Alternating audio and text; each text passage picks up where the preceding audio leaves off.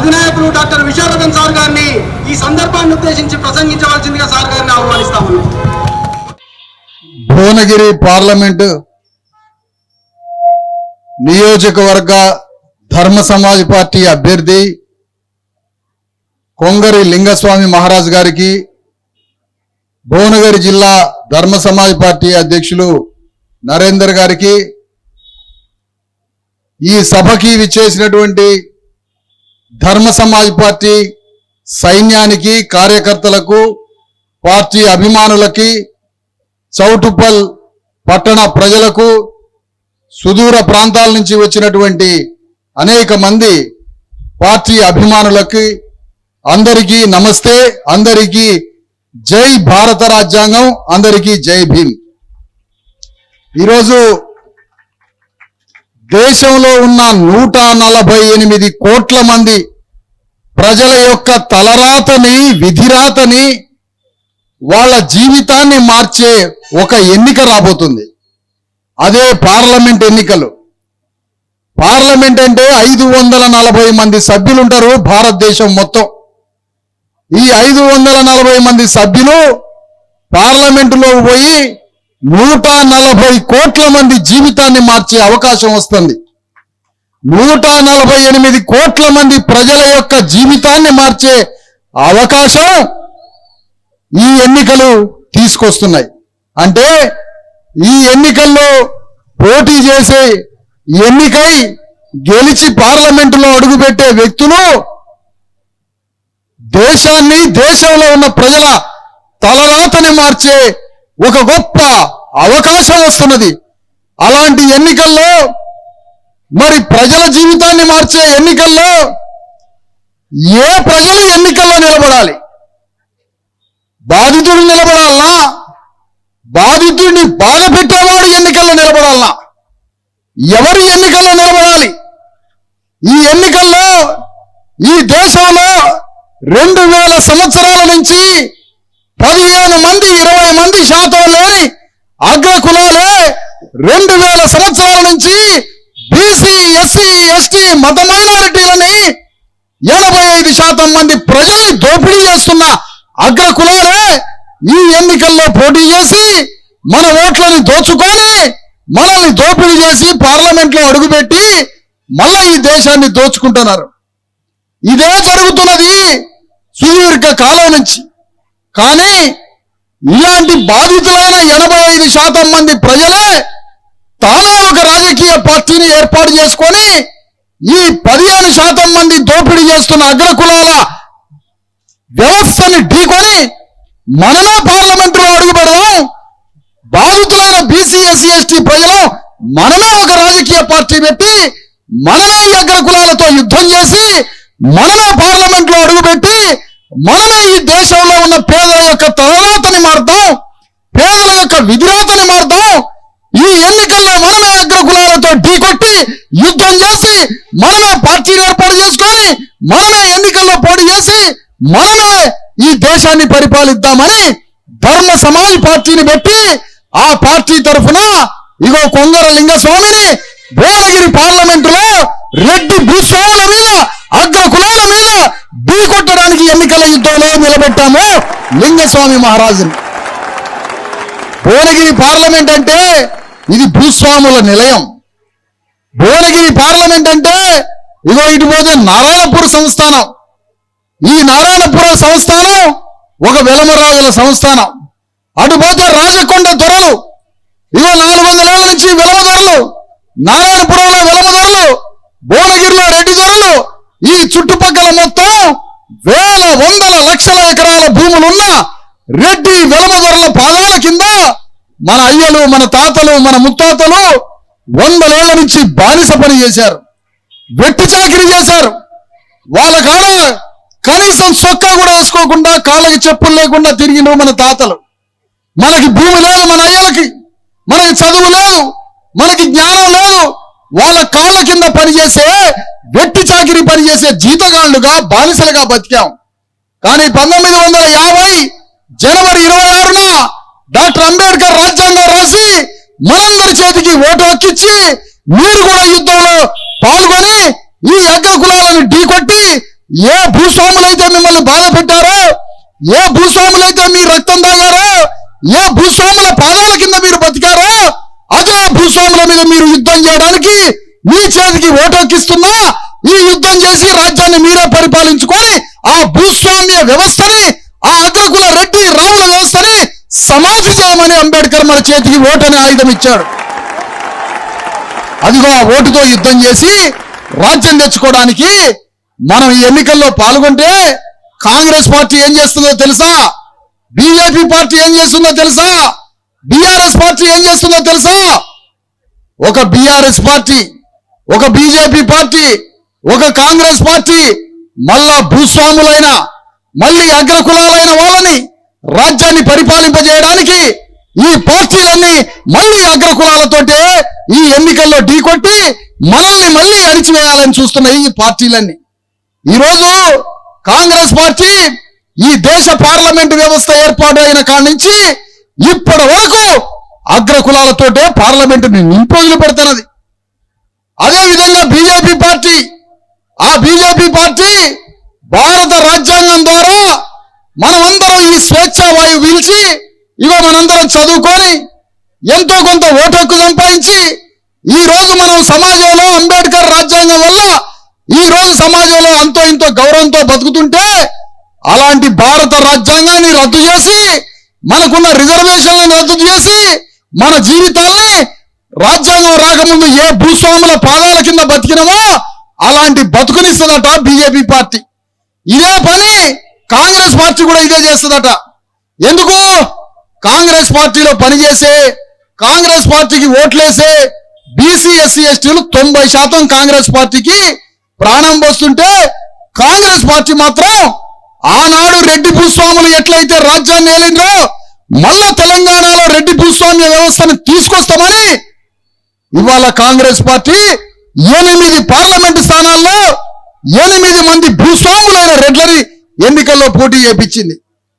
8 మంది భూస్వాములైన రెడ్డి భూస్వాములని పార్లమెంట్ ఎన్నికల్లో పోటీ చేయించింది. నేను అడుగుతున్నా, భువనగిరి పార్లమెంటులో 95% మంది బీసీ ఎస్సీ ఎస్టీలు ఉన్నారు. 95% మంది ఉన్నారు బీసీ ఎస్సీ ఎస్టీలు. ఈ రేవంత్ రెడ్డికి ఈ పార్లమెంటులో బీసీ ఎస్సీ ఎస్టీలు కనపడలేదా? ఎక్కడో ఉన్న ఒక రెడ్డిని తీసుకొచ్చి వేల కోట్ల రూపాయలు ఉన్న రెడ్డిని, లక్షల వేల ఎకరాల భూస్వామ్య వ్యవస్థకు సంబంధించిన ఒక రెడ్డిని తీసుకొచ్చి ఈ భువనగిరి పార్లమెంటులో ఎన్నికల్లో పోటీ చేపిస్తే పైసా లేని వ్యక్తిని లింగస్వామి మహారాజుని నేను ఎన్నికల్లో నిలబెట్టిన యుద్ధం చేయడానికి. ఎవరు రాజ్యాంగం పక్షాన ఉన్నారు? ఎవరు రాజ్యాంగం పక్షాన ఉన్నారు? ఒకవైపున కాంగ్రెస్ పార్టీ భూస్వాములకి టికెట్లు ఇస్తా ఉన్నది.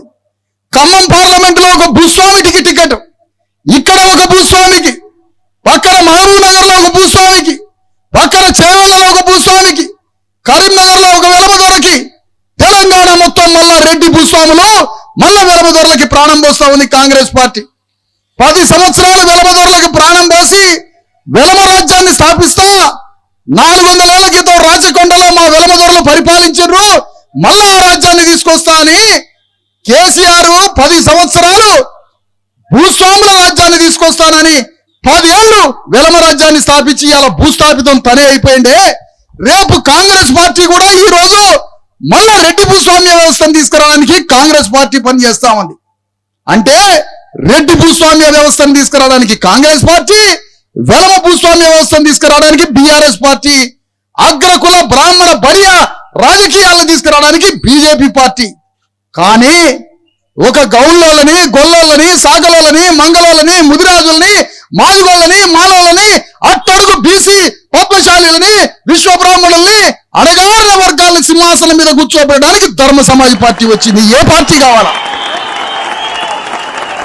అంటే 400 ఏళ్ల క్రితం ఈ రాచకొండ గుట్టల మీద వెలమదొరలు రాజ్యాన్ని పరిపాలించి మనందరినీ చొక్కా లేకుండా, బట్టలు లేకుండా వాళ్ళ పాదాల కింద నలిపిన వెలమ రాజ్యాన్ని పరిపాలించాలని ఇక్కడ నుంచి మొదలు పెడితే ఎల్బీ నగర్ దాకా ఉండే పోలీస్ కమిషనరేట్ కట రాచకొండ పోలీస్ కమిషనరేట్ అని పేరు పెట్టారు. ఎప్పుడో మర్చిపోయినాం అది. దాని పేరు రాచకొండ కాదు, రాజకొండ. రాజకొండ అంటే వెలమదొరలు పరిపాలించిన రాజుల కొండ. ఆ రాజకొండని మళ్ళీ పేరు పెట్టి మా వెలమ రాజ్యం ఉన్నది అని ప్రకటించిండు, అట్లా ప్రకటించినోడు అంతే పోయిండు.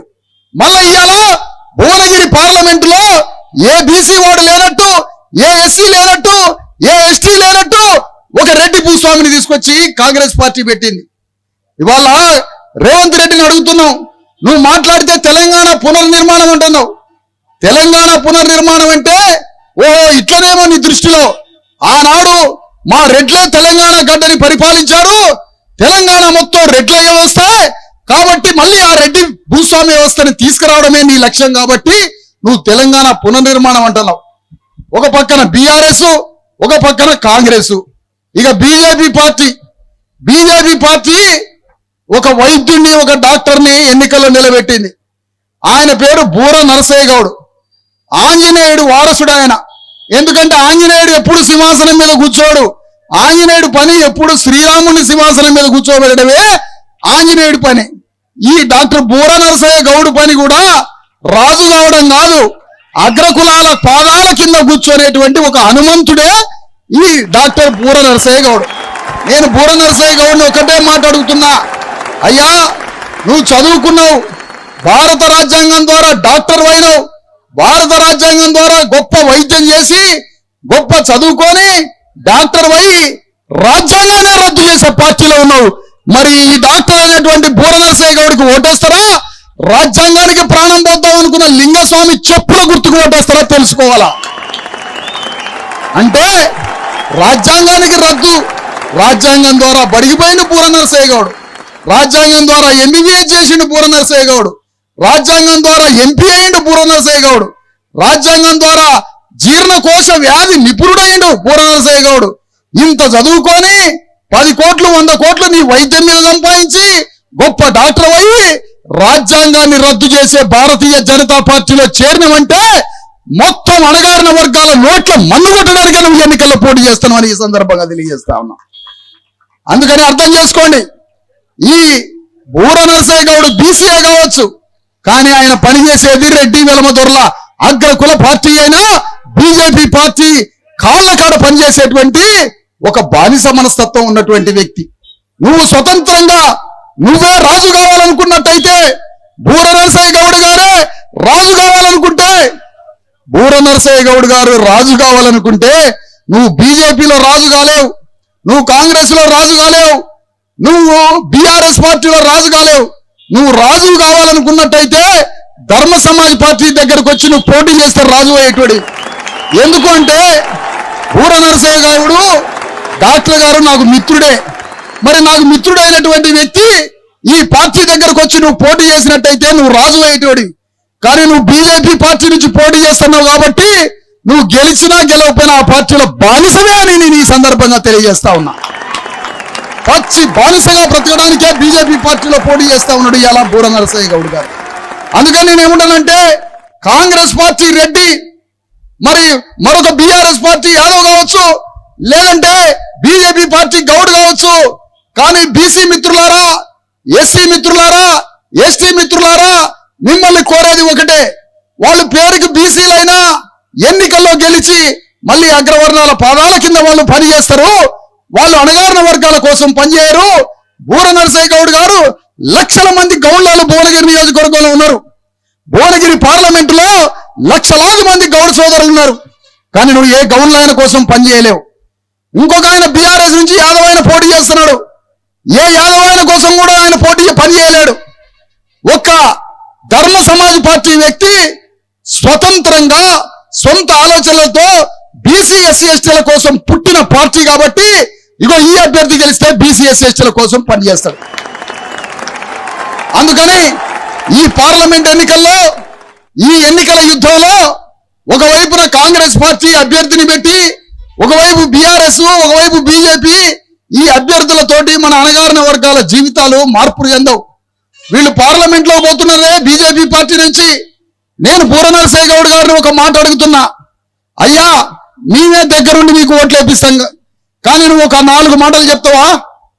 ఇగో ఈ దేశంలో రాజ్యాంగాన్ని మార్చము, రాజ్యాంగంలో రిజర్వేషన్లను మార్చమని భువనగిరి పార్లమెంట్ లో ఉన్న ప్రతి ఓటర్కి, ప్రతి సెల్ ఫోన్ ద్వారా ప్రతి ఓటర్కి నువ్వు 20 రూపాయల స్టాంపు కాగితం మీద సిగ్నేచర్ పెట్టు, పార్లమెంట్ రాజ్యాంగం భారతీయ జనతా పార్టీ మార్చదు, భారతీయ జనతా పార్టీ రిజర్వేషన్లని మార్చదు, మీ రిజర్వేషన్లు మీకే ఉంటాయని మాకు స్టాంపు కాగితం రాసిస్తావా బూర నరసయ్య గౌడ్?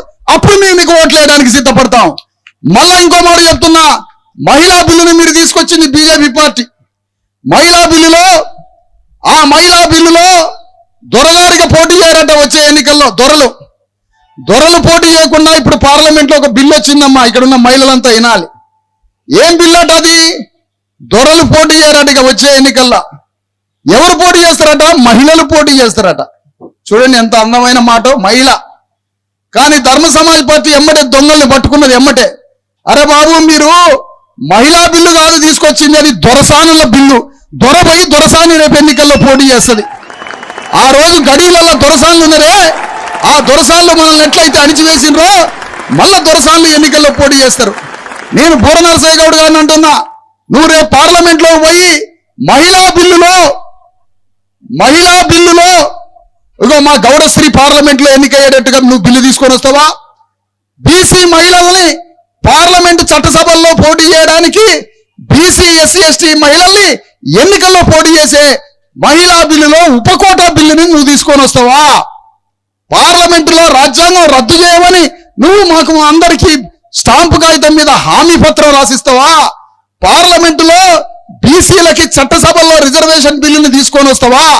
కులగణన చట్టాన్ని పార్లమెంటు వేదికగా కులగణన చట్టాన్ని తీసుకొని వస్తావా? ఈ 4 పనులు నువ్వు చేయనప్పుడు, కులగణన అంటే ఎంతమంది తలలున్నారో ఈ భారతదేశంలో ఆస్తినటమ్మా. జాగ్రత్తగా ఏంటంటే, ఒక ఏటపోతులు కోసినప్పుడు ఊళ్ళో అందరం పోగు పంచుకుంటాం. ఒక్క ముక్క తేడా రాకుండా పోగు పంచుకుంటాం. భారతదేశంలో ఉన్న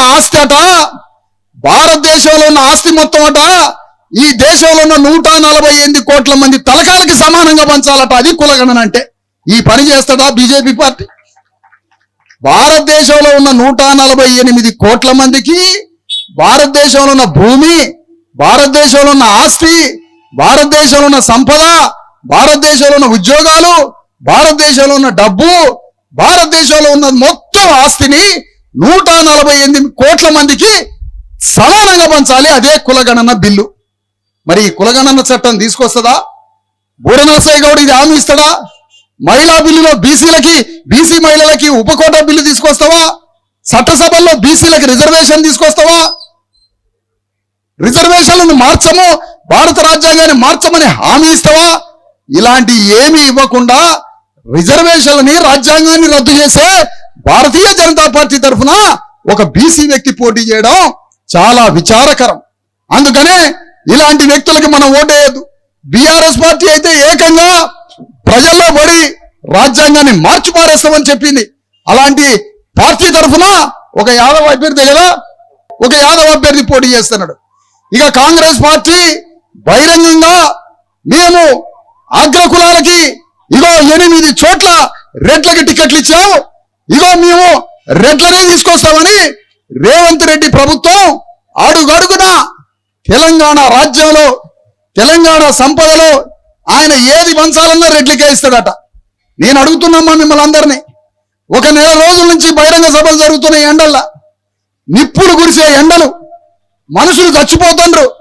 ఈ చచ్చిపోయే ఎండల్లో రేవంత్ రెడ్డి పెట్టే బహిరంగ సభల్లో ఒక్క రెడ్డి దొరసానన్నా బహిరంగ సభల్లో ఎండల్లో కూర్చుందా అని ఒక మాట అడుగుతున్నా. ఎక్కడన్నా ఒక రెడ్డి దొరసాని మీటింగ్లలో వచ్చి కూర్చున్నదా? లేదు. ఒక రెడ్డి దొరగారు బహిరంగ సభ ఎండల్లో వచ్చి కూర్చున్నదా? లేదు. నీ ఓట్లేసేది బీసీ ఎస్సీ ఎస్టీలే, నీ మీటింగ్లోకి వచ్చేది బీసీ ఎస్సీ ఎస్టీలే, నీ పార్టీకి కార్యకర్తలు బీసీ ఎస్సీ ఎస్టీలే. కానీ ఇవాళ రేవంత్ రెడ్డి ప్రభుత్వం మొత్తం రెడ్డి ప్రభుత్వంగా మార్చి సంపదని, రాజ్యాన్ని అన్నింటినీ రెడ్లకే పంచి పెడతా ఉన్నది. ఒకవైపున రెడ్డి దొరలాట, ఒకవైపు వెలమ దొరలాట, ఒకవైపు బ్రాహ్మణ బనియా అగ్రకుల వెలమ రెడ్డి దొరల బీజేపీ అట. మరి 90% ఉన్న బీసీ ఎస్సీ ఎస్టీని ఎట్లా బ్రతకాలి అని అంటున్నా. మనకి భూమి లేదు, మనకి తిండి లేదు, మనకి ఆరోగ్యం లేదు. మనకు ఒంట్లో బాగలేకపోతే గాంధీ హాస్పిటల్, ఉస్మానియా హాస్పిటల్, మీకు బాగలేకపోతే అగ్రకులాలకి యశోద హాస్పిటల్, లేదంటే అపోలో హాస్పిటల్. మీకు అంటే మీరేం బతకాలా? మేము హాస్పిటల్ పోతే శవాలై ఇంటికి రావాలా? నేను అడుగుతున్న రేవంత్ రెడ్డి ప్రభుత్వాన్ని, ఒక 100 కోట్లు ఒక్కొక్క హాస్పిటల్కి 100 కోట్లు కేటాయించి ఔటర్ రింగ్ రోడ్డు చుట్టూ ఈ పేదల కోసం వేల కోట్ల రూపాయలు పెట్టి నువ్వు హాస్పిటల్ ఎందుకు కట్టేయట్లేదని వేదిక మించి అడుగుతూ ఉన్నా నేను ఇక్కడ. ఈ ఔటర్ రింగ్ రోడ్డు చుట్టూ హాస్పిటల్ 100 హాస్పిటల్ 1000 కోట్ల రూపాయలు పెట్టి కట్టు. ఒక్క పైసా మేము హాస్పిటల్కి పోకుండా హాస్పిటల్ కట్టు. నువ్వు ఆ పని చేయవు. ప్రైవేట్ స్కూల్స్లలో మా పోరగాళ్ళని చదివించి ఫీజులు కట్టి తిండి లేకుండా తల్లిదండ్రులు బతుకుతా ఉన్నారు. పైసా ఫీజు లేకుండా కార్పొరేట్ స్కూల్స్ మా బిడ్డల కోసం కట్టి నువ్వు ఆ పని చేయవు. మా అందరికీ భూమిని పంచు, నువ్వు ఆ పని చేయవు. మా పోరగాళ్ళ చేతికి ఉద్యోగాలు ఇవ్వవు, ఆ పని చేయవు. మాట్లాడితే బస్సుల ఫ్రీ, బ్రస్సుల ఫ్రీ. బస్సు ఎక్కితే అది బతుకు తెరువా అని అడుగుతున్నా. బస్సు ఎక్కితే బతుకు తెరువా కాదు. గ్యాస్ సిలిండర్కి 400 ఇస్తే బతుకు తెరువా కాదు. మనందరికీ 2000 సంవత్సరాల నుంచి భువనగిరి పార్లమెంటులో భూస్వాముల కింద నలిగిపోయి చచ్చిపోయినాం మనం. ఎందుకు? భూమి లేక. మా అందరికీ భూమిని పంచు. రేవంత్ రెడ్డి ఇక్కడి నుంచి అడుగుతున్నాం, మా అందరికీ భూమిని పంచు. ఇది మర్చిపోతున్నాం మనం. మాకు భూమిని పంచు, మా బిడ్డలకి ఉద్యోగాలు ఇయ్యి, మా అందరికీ దవాఖానాలు కట్టు, మా బిడ్డలకి స్కూల్స్ కట్టు, మా అందరి చేతికి పని. అప్పుడు నీకు ఓట్లు వేయడానికి ఆలోచిస్తాం. బీజేపీ పార్టీ ఇవేమి చేయదట, కాంగ్రెస్ పార్టీ ఇవేమి చేయదట, బీఆర్ఎస్ పార్టీ అయితే ఈ విధంగా వంచన చేసుకుంటా అది సమాధిలోకి పోతున్న ఈ 3 పార్టీ. అందుకనే అణగారిన వర్గాల కోసం, అట్టడుగు వర్గాల కోసం, ఒక బలహీన వర్గాలకు సంబంధించిన, అణిచివేయబడ్డ వర్గాలకు సంబంధించిన లింగస్వామి మహారాజుని ఎన్నికల్లో దింపినాం. ఈ ఎన్నికల్లో ఈయనకు ఓటేయండి. ఆ రోజు అంబేద్కర్ ఒక మాట అన్నాడయ్యా, జాగ్రత్తగా అయినండి. అంబేద్కర్ ఏమన్నాడంటే పార్లమెంటులో, ఇగో ఇప్పటి వరకు రాజుల కడుపున రాజులే పుట్టారు, ప్రభువుల కడుపున ప్రభువులే పుట్టారు. 2000 సంవత్సరాలు రాజుల కడుపున రాజులే, ప్రభువుల కడుపున ప్రభువులు పుట్టారు. ఇప్పుడు నేను పార్లమెంటరీ ఎన్నికల వ్యవస్థ నిర్మాణం చేశాను. ఇక కళ్ళెక్కే గౌన్లో అయిన కొడుకు, గొర్రెలు కాసే గొల్లైన కొడుకు, చెప్పులు కుట్టుకునే మాదిగైన కొడుకు, చేపలు పట్టుకునే ముదిరాజైన కొడుకు కూడా రాజు కావచ్చు, సింహాసనం ఎక్కొచ్చు అని చెప్పాడు అంబేద్కర్. అందుకోసమే ఈ రాజ్యాంగం తయారు చేసిన అని చెప్పిండు అంబేద్కర్. అందుకోసమే ఈ పార్లమెంటు కట్టించిన అన్నాడు. కానీ నా గౌండ్ల సోదరుడు పార్లమెంట్లోకి పోకముందే, నా మాదిగ సోదరుడు పార్లమెంట్లోకి పోకముందే దేవుళ్ళైన నా బీసీ ఎస్సీ ఎస్టీ దేవుళ్ళని పార్లమెంటులో కూర్చోబెట్టి వాళ్ళ చేత ఈ దేశాన్ని పరిపాలింపజేయాలనుకుంటే అగ్రకులాల దెయ్యాలు పోయి పార్లమెంట్లో కూర్చున్నాయి. వాళ్ళ మొత్తాన్ని పార్లమెంట్ నుంచి ఎల్లగొట్టండి, ఆ దెయ్యాల్ని, బీసీ ఎస్సీ ఎస్టీ దేవుళ్ళని పార్లమెంట్లో కూర్చోబెట్టమని చెప్పిండు అంబేద్కర్. మరి ఇప్పుడు ఎవరిని దెయ్యాలంటాడు? బీజేపీ నుంచి దెయ్యమే పోటీ చేస్తుంది, ఈ నుంచి కాంగ్రెస్ నుంచి దెయ్యమే పోటీ చేస్తుంది, బీఆర్ఎస్ నుంచి దెయ్యమే పోటీ చేస్తుంది. ఆ 3 దెయ్యాల్ని బయటికి వెళ్ళగొట్టి ఇగో ఈ దేవుణ్ణి పార్లమెంట్లోకి పంపుదాం, లింగస్వామి మహారాజుని. అయ్యా, క్యామ మల్లేష్ అనే యాదవ సోదరుడు దేవుడితోటి సమానమే. మళ్ళీ చెప్తున్నా, క్యామ మల్లేష్ అనే బీసీ సోదరుడు దేవుడితో సమానమే. డాక్టర్ బూర నరసయ్య గౌడ్ దేవుడితోటి సమానమే. కానీ వాళ్ళ మెదళ్ళల్లో వెలమోళ్ళు రెడ్డోళ్ళు పోయి దెయ్యపు ఆలోచనలు పెడుతున్నారు లోపల. బూర నరసయ్య గౌడ్ మెదడులో మొత్తం దెయ్యపు ఆలోచనలే. అందుకనే బూర నరసయ్య గౌడ్ శరీరమే మనది, బూర నరసయ్య గౌడ్ శరీరం మనదే. కానీ బూర నరసయ్య గౌడ్ మెదడులో ఉన్న ఆలోచనలు దెయ్యపు ఆలోచనలు, ఈ బీజేపీ ఆలోచనలు. క్యామ మల్లేష్ అనే యాదవ్ సోదరుడు మనకి దేవుళ్ళు అంటోడే, కానీ అతని మెదడులో వెలమ రాజుల, రెడ్డి రాజుల దెయ్యపు ఆలోచనలు ఉన్నాయి. కాబట్టి ఈ 2 దేహాలు మనకు అవసరం లేదు. చామల కిరణ్ కుమార్ రెడ్డి ఎవరో రెడ్డినట అమెరికా నుంచి తీసుకొచ్చిండట. మరి నేను అడుగుతున్నా, 7 లక్షల మంది బీసీ ఎస్సీ ఎస్టీలు నీకు అవసరం లేదు రేవంత్ రెడ్డి. నీ ఆత్మ, నీ శిష్యుడు, లేకపోతే నీకు గురువో ఆయన, నువ్వు శిష్యుడివో తెలియదు. ఎక్కడో అమెరికాలో నుంచి వచ్చిన ఒక రెడ్డిని తీసుకొచ్చి పోటీ చేసి ఇక్కడ లక్షల మంది బీసీ ఎస్సీ ఎస్టీలు అవమానం చేసినావు కదా. మరి నేను రేవంత్ రెడ్డిని అడుగుతున్నా, అమెరికా నుంచి తెచ్చిన రెడ్డికి టికెట్ ఇచ్చినప్పుడు ఇక్కడున్న బీసీ ఎస్సీ ఎస్టీల ఓట్లతో నీకేం పని? మా ఓట్లు అడగబాకు నువ్వు. అందుకనే ఈరోజు మనం ధర్మ సమాజ్ పార్టీ తరఫున ఫూలే అంబేద్కర్ ఆలోచనలు, మనం రాజ్యాన్ని పరిపాలించే ఆలోచనలతో ధర్మ సమాజ్ పార్టీని స్థాపించుకున్నాం. ఈ పార్టీ ద్వారా ఎన్నికల్లో పోటీ చేసి పార్లమెంటులో అడుగు పెడితే మన చేతికే రాజ్యం వస్తే ఏం చేస్తామో తెలుసా? ఈ రోజుకి 4 నెలలైంది. 4 నెలలు అయింది రేవంత్ రెడ్డి 5వ నెల ఏమైంది పరిపాలన. మొట్టమొదట ముఖ్యమంత్రి కాగానే కంప తీసిండట ఆ బిల్డింగ్ చుట్టూ కంప. అసలు ఆ బిల్డింగ్ చుట్టూ కంప ఎవడు పెట్టిండో తెలుసా? కిరణ్ కుమార్ రెడ్డి అనే ప్రభుత్వానికి సీఎంగా అయిండు. కాంగ్రెస్ వాడే కంప వేసుకొని కాంగ్రెస్ వాడే కంప తీసుకున్నాడు ఆ సీఎం భవనం చుట్టూ. దాన్ని ఏమంటాడంటే ఈయన, ఇగో నా ప్రభుత్వం రాగానే ముఖ్యమంత్రి ఇంటి చుట్టూ ఉన్న కంప తీసేసిన అన్నాడు. కానీ మేము రాజ్యానికి వస్తే ఏం చేస్తావో తెలుసా? మేమే రాజ్యానికి వచ్చినట్టయితే నువ్వు రాజ్యానికి వచ్చినావు, కంప తీసేసుకున్నావు అంతే. కానీ మేము రాజ్యానికి వస్తే మొట్టమొదట పనిచేసేది కేసీఆర్ని తీసుకొచ్చి జైలు పాలు చేసి పారేసేటోళ్ళం. ఈ పాటికి తీసుకొచ్చి పటపట అని ఇరుసుకొని తీసుకుపోయి జైల్లో పారేసినాం, జైల్లో పారేసేటోళ్ళం. మరి నేను ఒకటే అడుగుతున్నా రేవంత్ రెడ్డిని, నువ్వు ప్రభుత్వం ఏర్పాటు చేసిందే నువ్వు కొట్లాడి 24 గంటలు తిట్టి 24 గంటలు యుద్ధం చేసి 24 గంటలు పోరాటం చేసి కేవలం కేసీఆర్ మీద యుద్ధం చేసి నువ్వు సీఎం అయినావు కదా. నువ్వు సీఎం కాగానే నువ్వు కేసీఆర్ని తీసుకుపోయి జైల్లో ఎందుకు వేయలేదని అడుగుతున్నా ఈరోజు ఇక్కడ వేదిక మీరించి. అంటే మీ మధ్య ఏదో అవగాహన నడుస్తుంది, మీ మధ్య ఏదో గేమ్ నడుస్తుంది. నువ్వు సంపాదించుకున్న రూపాయలో చెరిసగం అని అనుకుంటాను, నేను పావలే ఇస్తాను ఆయన అంటాడో, నువ్వు 10 రూపాయలు కావాలని నువ్వు అడుగుతున్నావో. మీరంతా దొంగల ముఠ. ఒకడంటాడు కదా మోడీ కేసీఆర్ ఒకటని అంటాడు, కేసీఆర్ అంటాడు కదా రేవంత్ రెడ్డి మోడీ అని ఒకటి అంటాడు. మీకు ఎట్లా తెలుస్తున్నాయి ఈ విషయాలు? అర్ధరాత్రి పూట 12ంటికి మోడీని కలవడానికి రేవంత్ రెడ్డి పోయిందట, అదే అర్ధరాత్రి కేసీఆర్ అదే ఇంట్లో ఉన్నాడట. అందుకని వాళ్ళిద్దరు ఎదురుపడ్డారు, అందుకని వాళ్ళిద్దరు ఎదురుపడ్డారు. అక్కడ అర్ధరాత్రి పోయేసరికి వాడున్నాడు, ఆయన పోయేసరికి ఈయనన్నాడు. కాబట్టి మీ ఇద్దరు మోడీతో ఇక్కడ అవగాహన ఏంటంటే ఇద్దరిని గ్రిప్ లో పెట్టుకొని కేసీఆర్ తోటి రేవంత్ రెడ్డి తోటి బీజేపీ తోటి 3 పార్టీలు ఒకటై ఈ ఎన్నికల్లో పోటీ చేస్తున్నాయి. అయ్యా నేను ఒక మాట అడుగుతున్నా, హైదరాబాద్ ఎన్నికలలో ఏం జరుగుతుందో తెలుసా? అసదుద్దీన్ ఓవైసీ పోటీ చేస్తున్నాడే పార్లమెంట్ లో.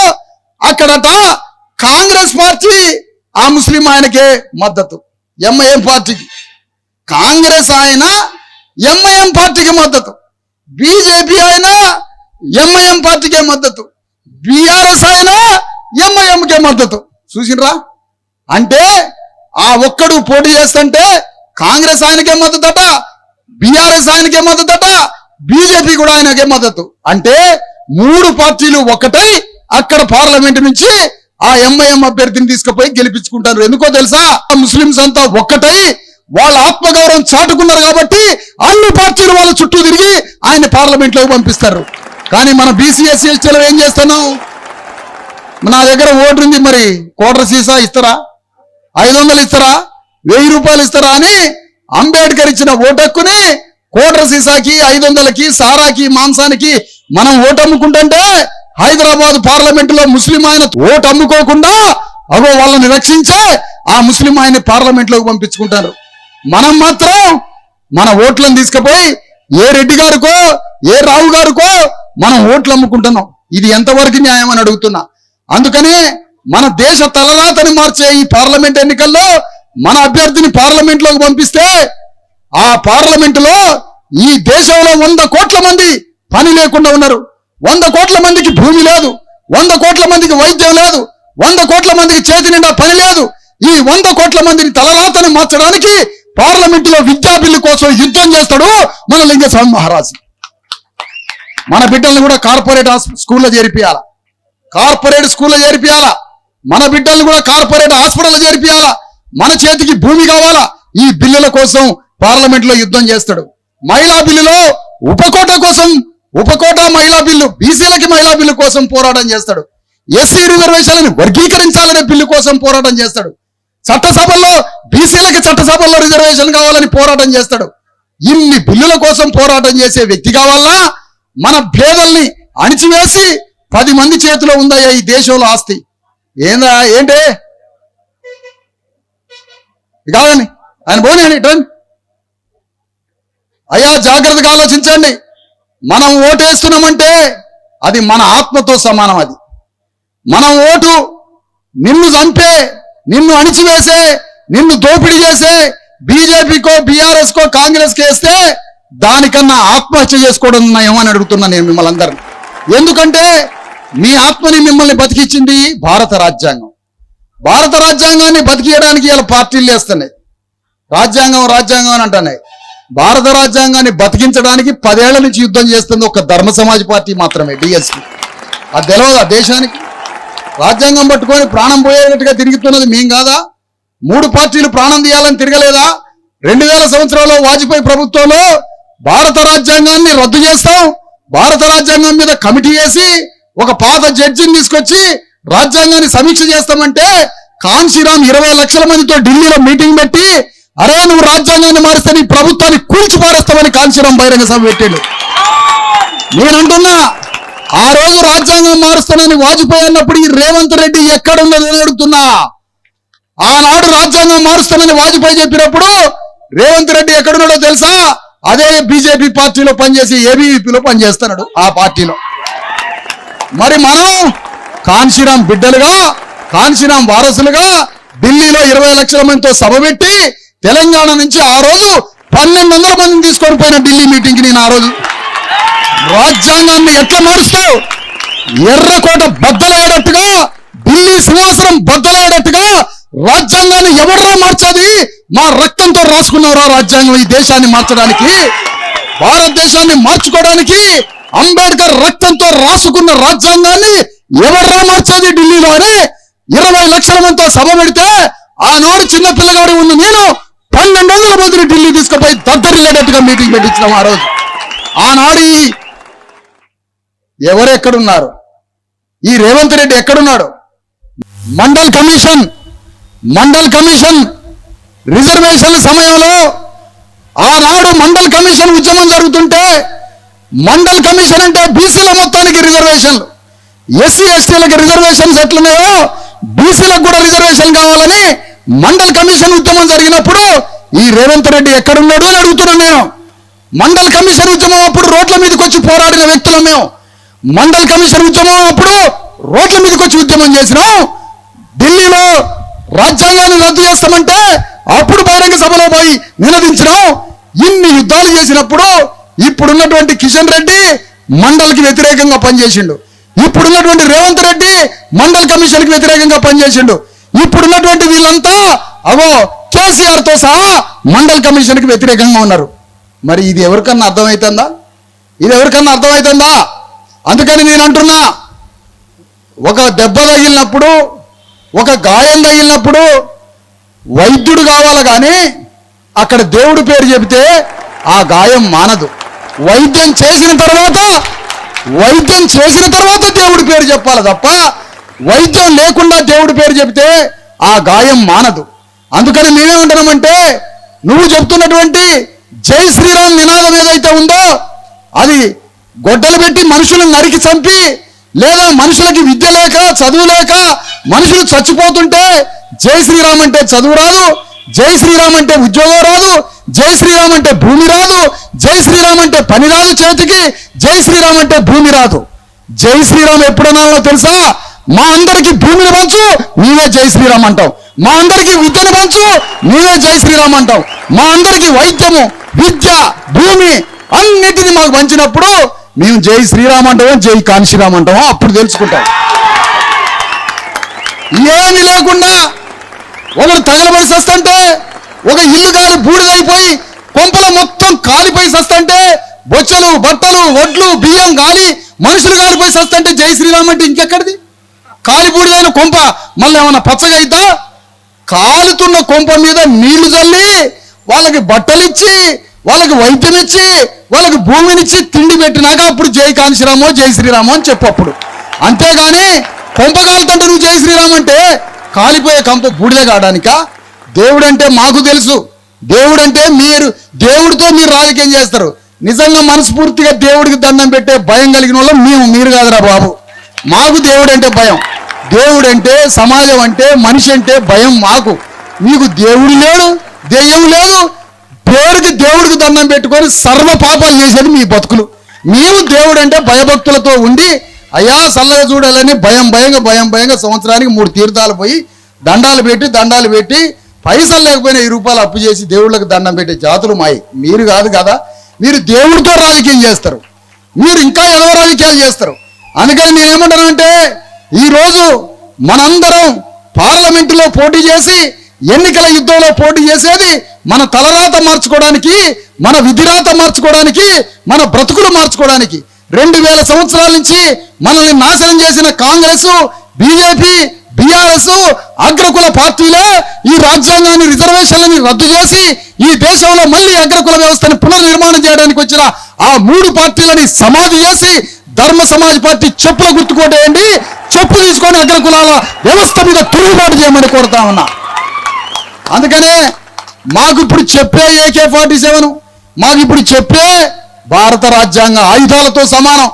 మాకు చెప్పే మా చేతిలో ఉన్న ఆయుధం ఈ చెప్పు గుర్తు మీద, బ్యాలెట్ బాక్స్ మీద చెప్పు గుర్తు మీద ఓటేయండి.